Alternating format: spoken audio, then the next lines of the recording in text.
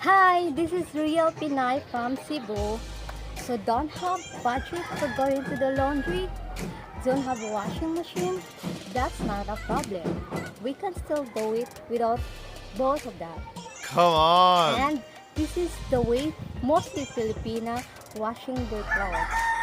So enjoy the washing all the way till the end. Ah!